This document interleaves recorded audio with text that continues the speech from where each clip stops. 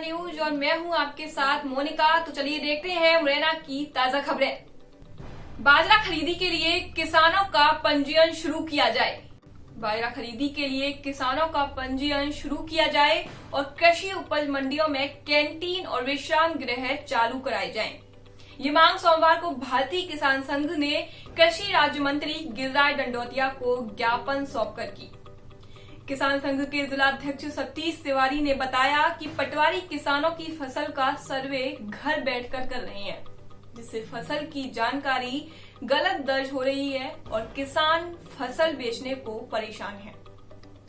Society और private खाद बीज की दुकानों से सैंपल भरे जाएं। इसके अलावा खाद और बीज की कीमत दुकान के बाहर डिस्प्ले की जाए। कृषि विस्तार अधिकारियों द्वारा किसानों को प्रदेश और केंद्र सरकार की योजनाओं की जानकारी नहीं दी जा रही है, क्योंकि वे अपने मुख्यालय पर नहीं रहते।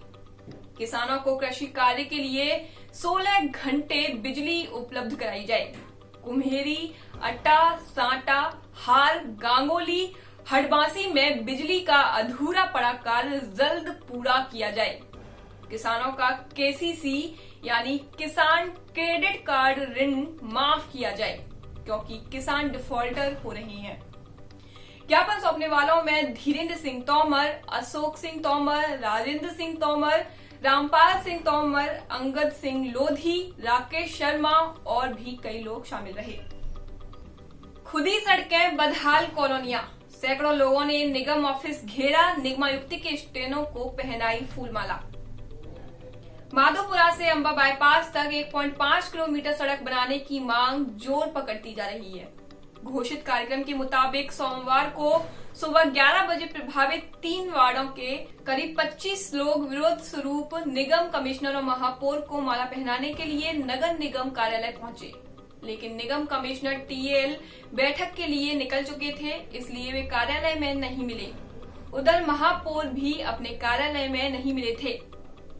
ऐसे में प्रदर्शनकारियों ने नगर निगम कार्यालय का घेराव करते हुए कमिश्नर के स्टेनों को माला पहनाई और समस्या का समाधान करने ज्ञापन सौंपा। इस दौरान प्रदर्शनकारियों ने गांधीगिरी का परिचय देते हुए जमकर ये नारे लगाए कि हमारा कमिश्नर कैसा हो, अमर सत्य गुप्ता जैसा हो, नगर निगम प्रशासन जिंदाबाद।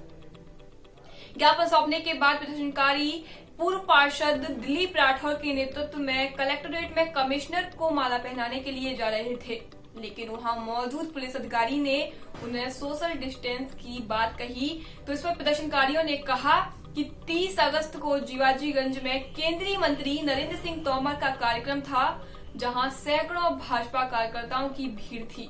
तब पुलिस अधिकारियों को सोशल डिस्टेंस का उल्लंघन नहीं दिखा। माधोपुरा पुलिया से अंबा बाईपास तक गड्ढे ही गड्ढे, भूख हड़ताल की दी चेतावनी। माधोपुरा की पुलिया से लेकर अंबा बाईपास तक मेन सड़क पर गहरे गहरे गड्ढे हो रहे हैं। बारिश के कारण इन दिनों यहां पूरी सड़क पर कीचड़ और दलदल पसरा है।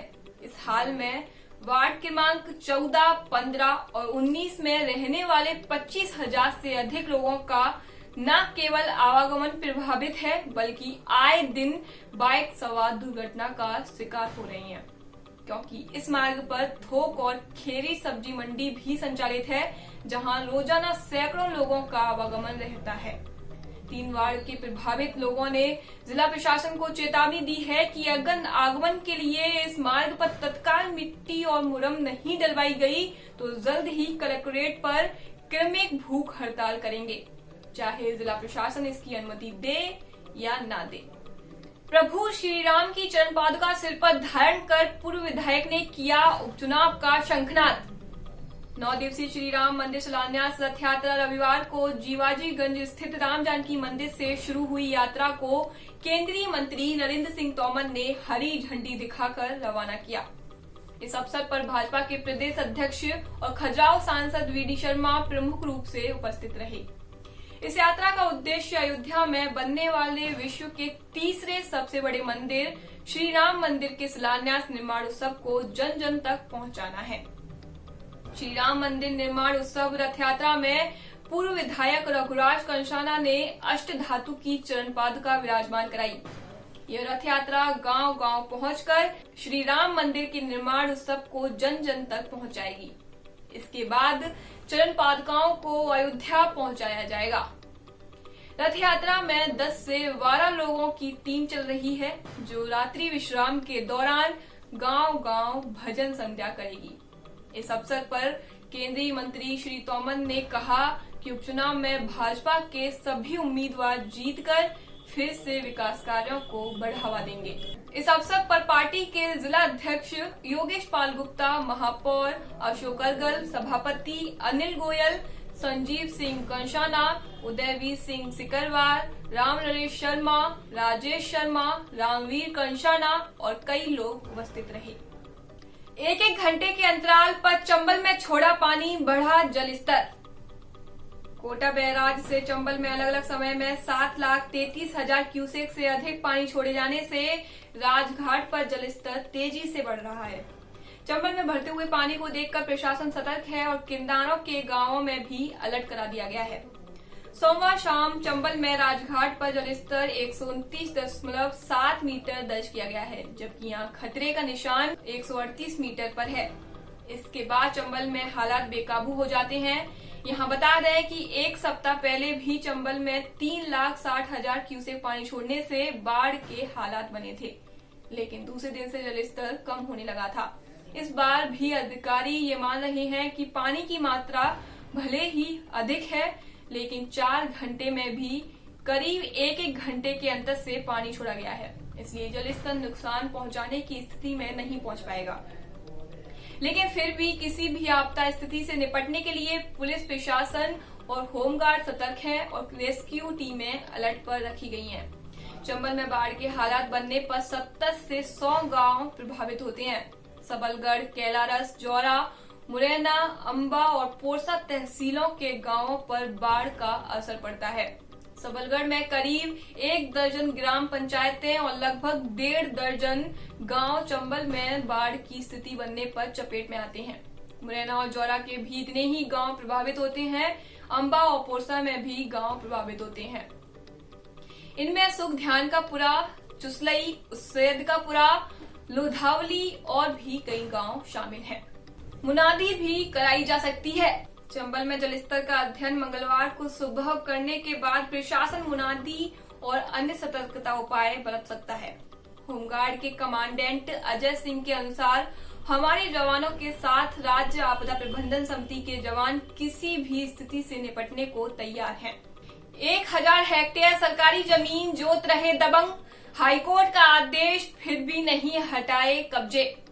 जिले के पहाड़गढ़ ब्लॉक के आदिवासी बहुल गांव धौंदा और देवरा में 1000 हेक्टेयर सरकारी जमीन को दबंग जोत रहे हैं। हाईकोर्ट के निर्देश के 1 साल बाद भी न वन विभाग इस जमीन को अपने हैंडओवर कर सका, न प्रशासन इसका सीमांकन कर कब्जे हटा सके। हालात ये है कि हाईकोर्ट ने जिस 50 हेक्टेयर जमीन पर पौधरोपण कराने के निर्देश दिए थे, वो काम भी 6 महीने से ठप है। धौंदा और देवरा गांव में राजस्व विभाग की 1000 हेक्टेयर जमीन है। सर्वे क्रमांक 34, 7, 62 और 85 में 500 से लेकर 800 बीघा जमीन को अलग अलग टुकड़ों में बाहरी प्रांतों से आए लोगों ने घेर लिया और उस पर खेती करने लगे। चूंकि इस जमीन पर काफी तादाद में जंगल थे, ऐसे में वर्ष 2011 में राजस्व विभाग ने इस जमीन को वन विभाग को स्थानांतरित कर दिया, लेकिन सीमांकन न होने से वन विभाग इस जमीन को अपने हैंडओवर नहीं ले सका और दबंग लगातार इस सरकारी जमीन को जोतते रहे। इधर आदिवासियों से शंखपुष्पी और सतावर 15 से 40 रुपए किलो भाव पर खरीदकर मनमाने दामों पर बेच रहे व्यापारी। पहाड़गढ़ कैलाश जनपद की आदिवासी बहुल 15 से अधिक पंचायतों की आबादी 10,000 के करीब है। इन आदिवासियों के पास एकमात्र संपदा वन है। इसमें भी उनके हिस्से की जमीनों पर दबंगों ने कब्जा कर लिया है। वहीं जो आदिवासी जंगलों से जड़ी बूटियां बीन कर लाते हैं, उनके व्यापारी वाजिब दाम नहीं दे रहे हैं। आदिवासियों से शंखपुष्पी 10 से 15 रुपए किलो और सतावर की जड़ 30 से 40 रुपए किलो तक ले रहे हैं। जबकि इन्हीं जड़ी बूटियों को व्यापारी 50 से 100 रुपए किलो के भाव में बाहर भेज रहे हैं। शासन ने इन जड़ी बूटियों को खरीदने के लिए व्यापारियों को लाइसेंस देने का नियम तो बना दिया, लेकिन जड़ी बूटियों का न्यूनतम भाव फिक्स न होने से व्यापारी मनमानी कर रहे हैं। हाल ही में पहाड़गढ़ क्षेत्र के आदिवासियों से खरीदी गई शंखपुष्पी और सतावर से भरे एक अवैध ट्रक को वन विभाग के अफसरों ने पकड़ा। बाद में जड़ी बूटियों से भरा ट्रक 80,000 रुपए लेकर छोड़ दिया। इस मामले में कैलारस वन परिक्षेत्र की रेंजर दीपमाला शिवहरे का कहना है कि आदिवासियों से जड़ी बूटी सिर्फ लाइसेंसधारी व्यापारी ही खरीद सकता है। ट्रक छोड़ने वाला मामला हमारे संज्ञान में नहीं आया। मुरैना डीएफओ अमित कुमार निकम का कहना है कि देवरा धौंदा की इस 1000 हेक्टेयर जमीन का मामला हमारे संज्ञान में है। हमने तत्कालीन कलेक्टर प्रियंका दास को नोट शीट तैयार कर भेज दी थी, लेकिन उनका स्थानांतरण हो गया। जैसे ही नवागत कलेक्टर के साथ बैठक होगी, हम इस जमीन से दबंगों को हटाकर प्लांटेशन का काम शुरू कराएंगे। आज के लिए बस इतना ही। नमस्कार।